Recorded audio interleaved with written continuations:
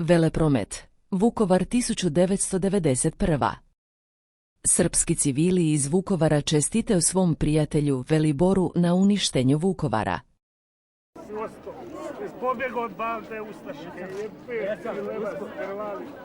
Pobjegao od Ustaša. Dobar Velibore, a svaka ti dobro si govori ono...